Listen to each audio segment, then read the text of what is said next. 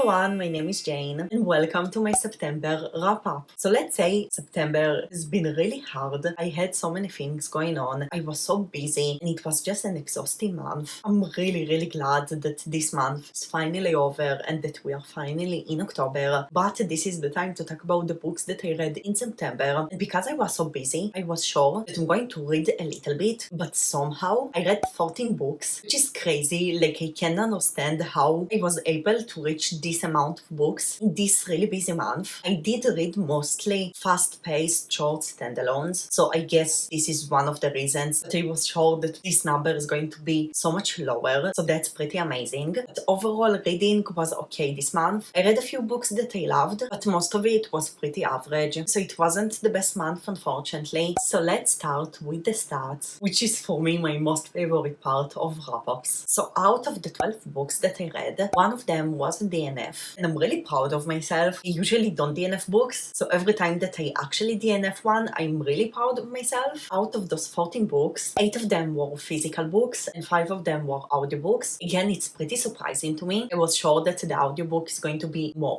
Like, again, I don't have any idea how I was able to read 8 physical books this month, because it's a lot. Out of them, 7 were adult and 6 were young adult. This is really cool. I am trying to read more adult books than young adult books, and usually still most of my books are YA books, so that's amazing that I actually read more adult books this month. And out of those, 10 were standalones and 3 were series. And one of my recent goals was actually to read more series, but I'm totally okay with the number of series that I read this month, because again, I had a really rough month. I just wanted to read something short, quick, without committing to anything. This is just those kind of months that you need standalones. And genres, this is interesting. I read 4 thriller mysteries. I feel like it's routine. We are in the spooky season. I am planning to read a lot of thrillers and horrors also in October. Unfortunately, I didn't read any horror, although I really wanted to, but 4 mystery thrillers sounds amazing. I read 3 fantasy, which is okay. Another recent goal of mine is to read more fantasy, because I didn't read a lot of fantasy this year, although it's my most favorite genre. But I feel like in this fall season, my goal will be to read especially thrillers and horrors, so I'm totally okay with 3 fantasy. I read 2 romance and 2 contemporary. I always read a lot of romance and contemporaries because I listen to a lot of audiobooks, and usually contemporary are the most easiest to listen to. I do listen also to thrillers, but I just need to break a little bit the genre sometimes. I just love to read a lot of genres. I read 1 historical fiction, which is really nice. I almost don't read historical fictions, but I really want to read more and more. And I read 1 graphic novel. I know that this isn't a genre, but I feel like it's different from books. Just the feel of reading a graphic novel, everything just feels really different. So I usually categorize it as a different genre. And now the ratings. This is really interesting. I ranked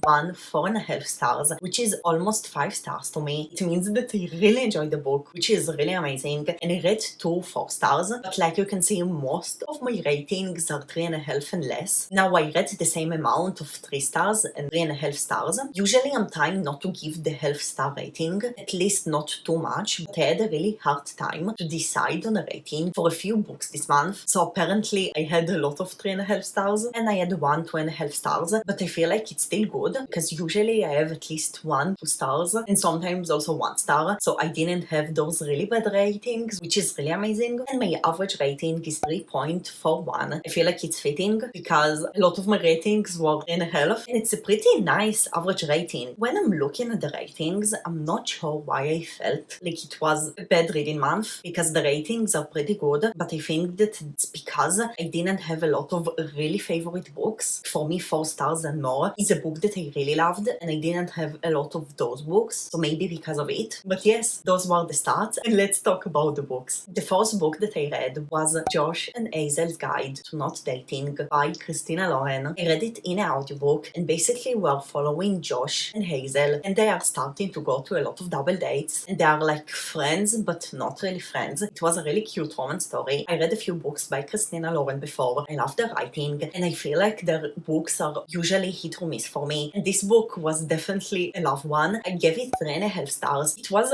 really fun and really refreshing. I really loved the characters, like just all the book was so fun. I listened to it and I had a huge smile on my face. It was just so enjoyable and so entertaining. Now I gave it 3.5 stars. Unfortunately, it didn't feel to me like 4 stars. The book is really short, so maybe because of it I did felt Like everything was going really fast, and also there was some tropes that I didn't like, especially in the end. I feel that the end is good and fitting for the story, but personally for me, I don't love the trope of the end. I just don't really enjoy those kind of tropes. So overall, it was really enjoyable. I definitely recommend. It was really fun, but it was pretty quick, so we can't fully connect to the story because it was really short. And then I read the fantasy duology, and this is the duology of Daughther of the Pirate King by Trisha Levenseller. This is the first book, and the second one is the Daughther of the Siren Queen. This is my first pirate book that I think that I ever read, at least since I got back into reading, and I really want to read this duology for so long. It's really popular on Book Talk, and like everyone talking about it, and I really wanted to give it a chance. I wasn't planning to read them one after the other, but I actually really enjoyed the first book. Unfortunately, it wasn't 4 stars again, but it was 3.5. It was really enjoyable, really fast-paced. I loved the dynamics of the characters, and I feel like overall it was really enjoyable read. I do feel like there wasn't a lot of plot. It was pretty much in the same setting, and I think that the reason that I enjoyed this book so much is because it was about pirates, and it was pretty new to me. Like I feel that if I read a lot of books about pirates in the past, I wouldn't enjoy it to the same amount, but it was still really fun, and I enjoyed it so much, so I really wanted to keep reading the second book. It's really interesting because I enjoyed the second book less than the first one, and I actually think that the second book is better, like character-wise, plot-wise. There was just so much more than the first book, and I'm not sure why I didn't enjoy it to the same amount, because again, there was more, and I do feel like it was a really good book, and I really loved how the plot progressed and the direction the story took, but still something here didn't feel to me as enjoyable as the first book. Maybe I feel that there was more romance than in the second one. So yes, overall it was really enjoyable. I enjoyed my time with those 2 books. The first one was better for me, but I do think that the second one was made really well. I loved the writing of Trisha Levenseller. I will check more books by her because it was just really quick and fun, like those kind of books that you would read if you know that you have a little bit of time and you're pretty busy like me. So it was good for the time that I read it because I was just so busy, and it was a really quick and short book that I read pretty fast. And then I read The Lucky List by Rachel Lippincott. I think it's a new release, and this is basically a romance contemporary story about a teenager who her mother passed away a few years ago, and since then everything wasn't alright. She drifted apart from her friends, and she had a hard time with her father. And then one day she finds out a lucky list that her mother wrote when she was a teenager, and this is basically a bucket list that she tried to complete in the summer, and the main character of the story decides to do this list to feel closer to her mother. And this is also a sapphic story. There is a new girl in town, so this is also coming of age, coming out, and I actually really enjoyed this book. I gave it initially 4 stars and I actually lowered it to 3.5, but I'm still debating because it was really good. I really loved the story, the plot, how it progressed, the pacing. I feel like it was a really good coming of age story, and I also listened to it in audiobook. If you're looking for audiobook recs, this one is really good. I just really enjoyed it, and I think that the story was made really well. And then I read Ace of Spades by Farida Abike Imide. I'm not sure if I'm supposed to pronounce this name like this, so I'm sorry, but this is a new release dark academia thriller mystery, and everyone is talking about this book. Like I just needed to read it. It's so hyped up right now, and basically we are following 2 black teenagers, and they are the only black kids at their school, and the school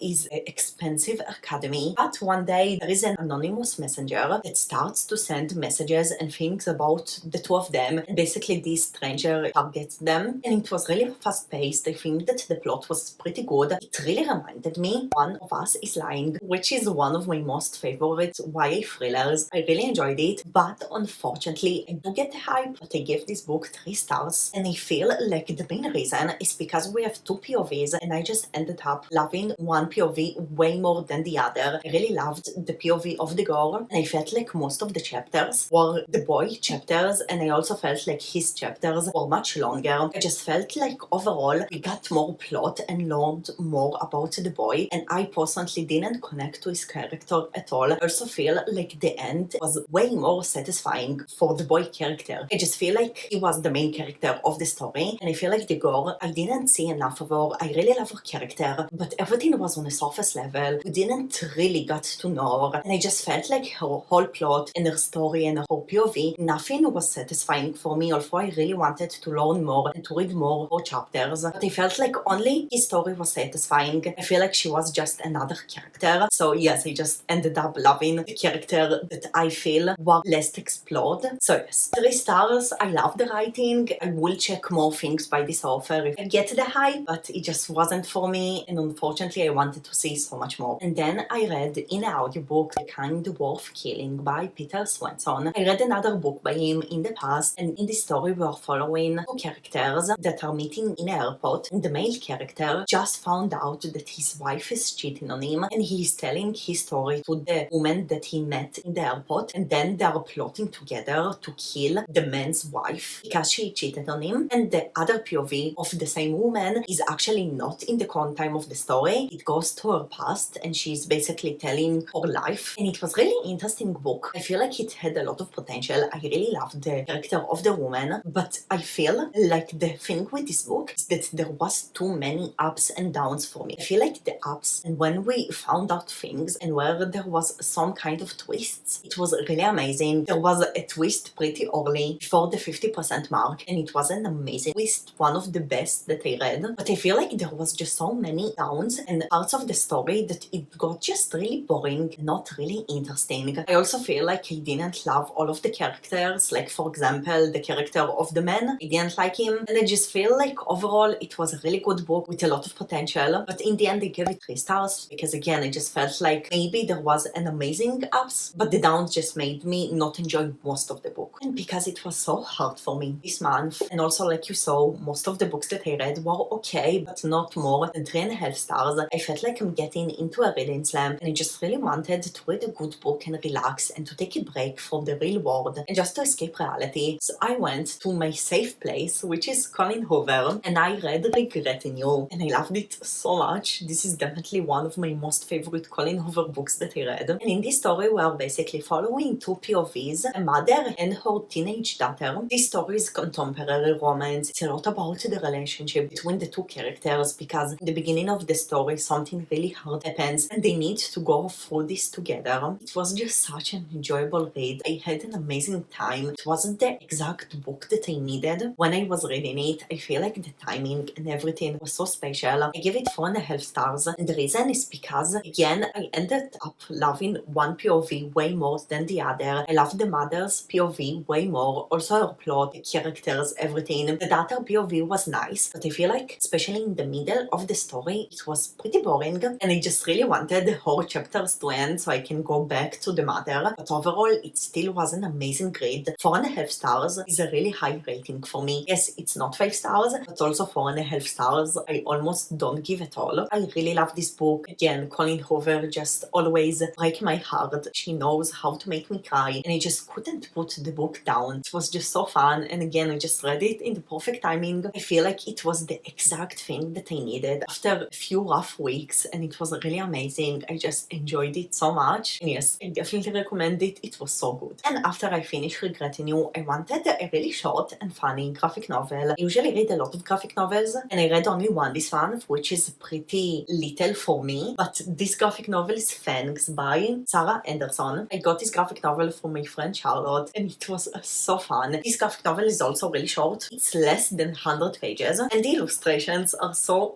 cute. And basically the graphic novel is about a vampire and a werewolf that are starting to date each other, and this whole graphic novel is basically a compilation of their best moments about being a couple, and mostly being a couple as a supernatural couple. I read it in something like 15 minutes because there isn't a lot of illustrations, and again it's just a compilation of their moments. I didn't expect it, but I really loved it. I gave it 4 stars. It was a really enjoyable read. I will probably reread it a few times in the future because it was just so short and fun. So yes, it was just so enjoyable, so fun. I will definitely recommend. And then I really wanted to get more into the spooky season because I did read Thriller and The Dark Academia, but I wanted more. And I read The Whisperman by Alex North. I read it also in my native language, like Regretting You. And this is a horror thriller mystery, but I categorize it of more of a thriller mystery. But in the story we're following a man that is moving with his son to a new town because his wife passed away not a long time ago, and and he wants a fresh start for him and for his son. But when they are getting to the town, they find out that 20 years ago there was some killer that kidnapped children, and this killer was called the Whisperman. But in the current time of the story, another boy disappears and people start to think that the Whisperman is back. I really love those kind of stories. In a small town, when people start to disappear, I just really love the atmosphere and everything about those stories, and I was really surprised from this book. Like, I really wanted to love it, but I didn't expect this writing. I felt like the writing was so good and just really amazing. Nothing that I expected, just the writing really got me, and I couldn't put the book down. It was definitely one of the most enjoyable reads this month. I gave it 4 stars. It was so fun. I would definitely recommend. The only thing is that the plot was pretty slow in some points, and I do feel like there was some things that weren't really logical and especially weren't explained fully. So I don't think that this is a perfect book. This is just those kind of books that I give a high rating because they were really enjoyable to me and I had an amazing time reading it. But I think that this is the debut of Alex North, if I'm not mistaken, and he has another book that I really want to check out. And yes, overall it was really enjoyable. I would recommend, just be aware that the middle is pretty slow, but I'm a plot-driven reader and I still really enjoyed the characters and the plot, and yes, it was really fun. And then I decided to read a romance. Just felt like I needed something really fun and easy to read, so I decided to read the Bromance book club by Lisa K. Adams. I wanted to get to this series so long, so I'm so happy that I finally read them. I also got this book for my friend Charlotte. So Charlotte, I read this month the 2 books that you gifted me, so thank you so much. And basically in this story we're following a man that has problems with his wife, and his wife wants to get a divorce, but the friend of the main character helps him, and basically they're adding him to the Bromance book club. And basically this book club is a book club when all the men are reading romance novels so they can be more romantic with their partners. So all of his friends are helping him to win her back, and it was a really enjoyable read. Unfortunately, I wanted to love it more and I expected to love it more, but I feel like still the writing and the characters and the overall plot of a book club when men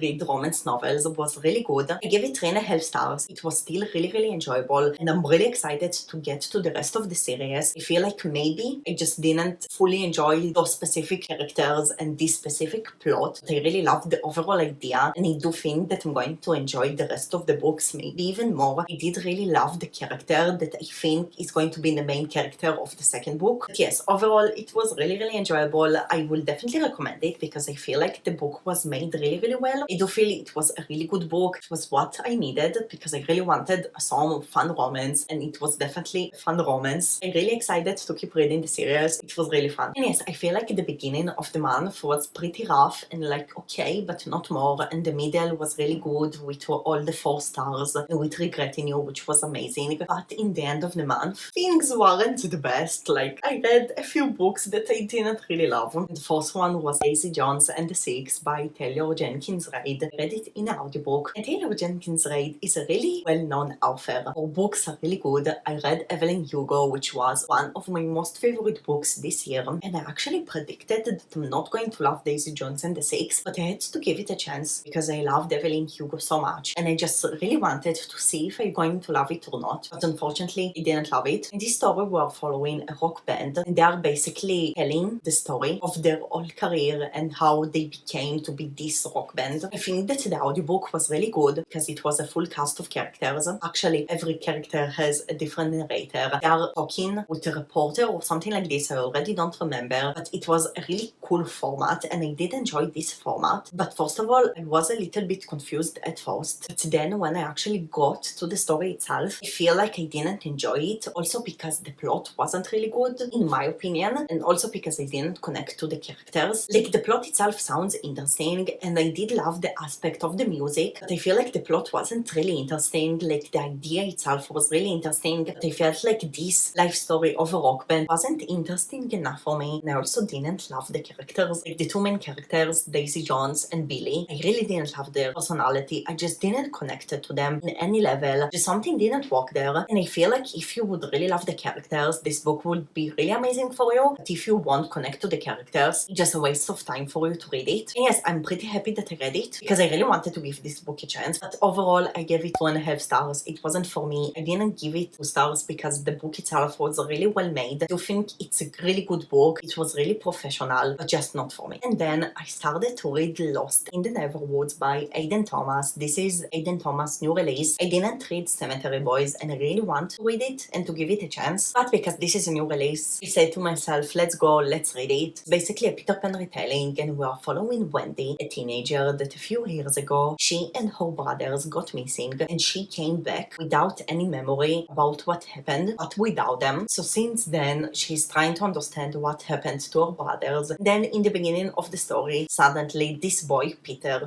Pan, is appearing, and I didn't have this book. Actually, when I just bought it, I thought it's going to be a 5-star prediction. When the time progressed, I realized that not, and I do feel a little bit bad because I DNF'd it. Pretty in the beginning, like I feel that I read only 25%, something like this. I didn't even got to the half of the book, but I just read it and I felt like this is those kind of books that I'm going to keep reading, and I'm going to read until the end, and maybe the end is going to be really nice, but the overall book won't be enjoyable to me, and it just felt like it would be a waste of time for me to force myself to keep reading it while I'm not really interested, not in the characters, not in the plot. It felt a little bit childish to me, and I also didn't really connect to the writing. I just felt like overall it will be a book that I would rate really low if I would read it until the end. And usually I feel really bad DNFing books. It's the most hard thing to do if you have the book physically. I just feel extra bad to DNF it, but I'm pretty happy that I did it because I just wouldn't enjoy this book. Yeah, maybe the end would be nice, but the overall plot, just something didn't connect to me there. I will probably unhaul it. I hope other people will enjoy it, but I didn't. And the last book that I read, I finished it only yesterday, is Rock, Paper, Scissors by Alice Finney. This is a new release, and I see so many people want to read this book. I read it in an audiobook, and basically we are following a married couple that is going to a vacation in some sort of church or something in the snow, away from everything, and their goal is to try to save their marriage because they have a lot of problems in their marriage. But then they are getting to this church and things are starting to happen, and this is just a thriller mystery. I really wanted to read something in the snow, like yes, we are in fall and not in winter, but I wanted a little bit of the winter vibe, so I decided to read it. Now unfortunately I give it 3 stars, and honestly I feel like the problem is me, and the problem is that I'm really not easy to please because I feel like the book was made really well. The start was so interesting, the end was